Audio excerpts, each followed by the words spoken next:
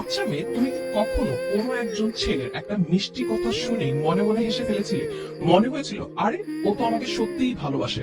তাহলে বলবো be alert, কারণ অনেক সময় ছেলেরা নির্দিষ্ট কিছু মিষ্টি কথা বা পিক আপ লাইন ইউজ করে যেগুলো শুনলে মেয়েরা সহজেই পটে যায়। এমনকি সে বুঝতেও পারে না যে তাকে প্রেমের ফাঁদে ফেলার জন্য এই কথাগুলো বলে একটা ট্র্যাপ তৈরি করা হচ্ছে।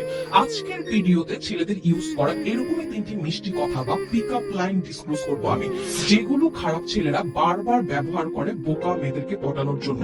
আর 3 নম্বর যে পিক আপ লাইনটা বলবো সেটা এক কথায় তাসের তুরুপ। এইটা এমন একটা পিক আপ লাইন বা তাসের পাতা যেটা বোকা মেয়েদেরকে প্রেমে ফেলার ক্ষেত্রে কখনোই ব্যর্থ হয় না।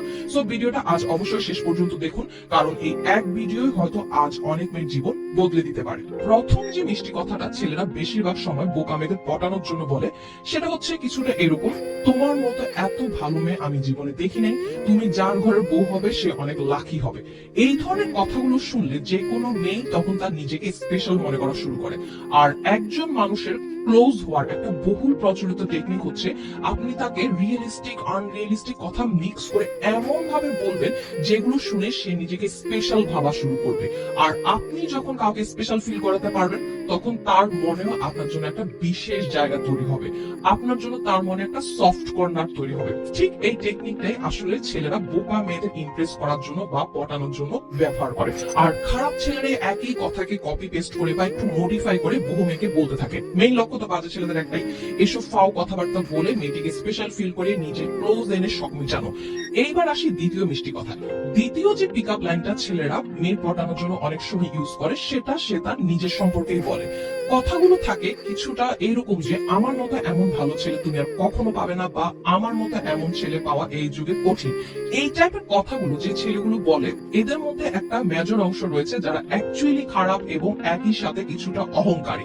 তারা নিজেকে অন্যদের থেকে ডিফারেন্ট এবং ভালো প্রমাণ করার জন্য ম্যাক্সিমাম সময় মিথ্যা কথা বলে এবং তার আর তার ফ্যামিলির অনেক কিছু আছে এই টাইপের কথাবার্তা মানুষের সামনে জাহির করে বেড়ায়।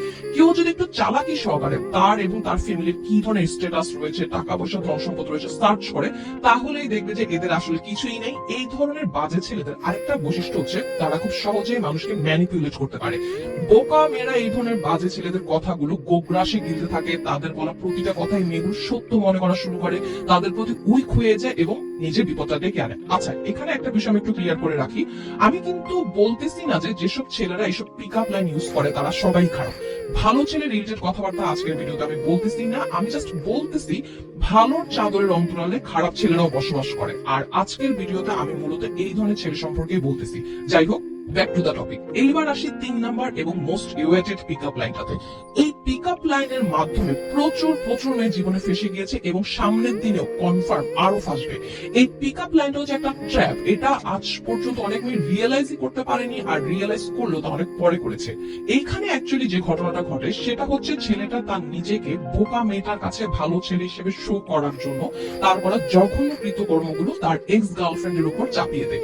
সে মেয়েটিকে তখন বলে যে তার এক্স গার্লফ্রেন্ডই তাকে প্রেমের ফাঁদে ফেলেছিল, সে মেয়ে তাকে তার সাথে অবৈধ সম্পর্ক করার জন্য এক্সাইটেড করেছিল, সে মেয়ে তাকে ব্ল্যাকমেল করে তার সাথে অবৈধ সম্পর্ক করার জন্য বাধ্য করতো। আদারওয়াইজ সে তো খুব ভালো এবং চরিত্রবান ছেলে।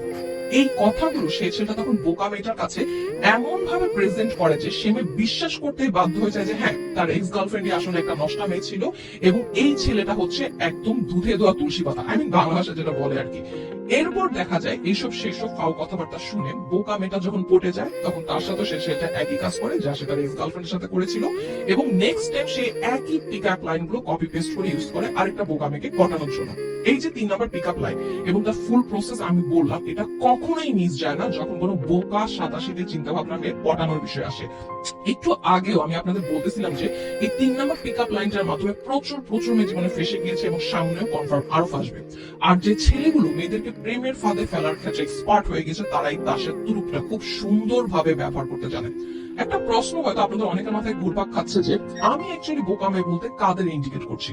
দেখুন, যে মেয়েটা মিথ্যার ভিতর থেকে সত্যকে কিভাবে আলাদা করে আনতে হয় সেটা শিখেনি, জীবনে বিভিন্ন তিক্ত অভিজ্ঞতা থেকে সঠিক শিক্ষাটা নিতে শিখেনি, অতিরিক্ত মাত্রা আবেগ প্রবণ এবং সবকিছু আবেগ দিয়ে চিন্তা করে, সামনের মানুষের মুখের কথায় গলে যায় বা তাকে বিশ্বাস করে ফেলে, এই মেয়েটাই হচ্ছে অ্যাকচুয়ালি আমার ভাষায় বোকা। আপনিও যদি এই ধরনের কেউ হয়ে থাকেন তাহলে আপনার অবশ্যই পরিবর্তন হওয়া উচিত। কিছু সস্তা পিক আপ লাইন ব্যবহার করলে বা মিষ্টি কথা শুনেই আপনি যদি পটে যান তাহলে বলতে হবে আপনার সামনের দিন আসলে অনেক খারাপ আসতেছে, কারণ আপনি যত বোকা থাকবেন তত ঠকবেন জীবনে। So be alert. আর যেসব পিক আপ লাইন আজকে আমি বললাম, এসব পিক আপ লাইন শুনে কারোর সাথে প্রেমে জড়াতে যাবেন না বা তার সাথে প্রেমের সম্পর্ক করতে যাবেন না। সবকিছু ঠিকঠাক ভাবে জেনে সত্য মিথ্যা অ্যানালাইসিস করে তারপর যা সিদ্ধান্ত নেওয়ার সিদ্ধান্ত নিবেন।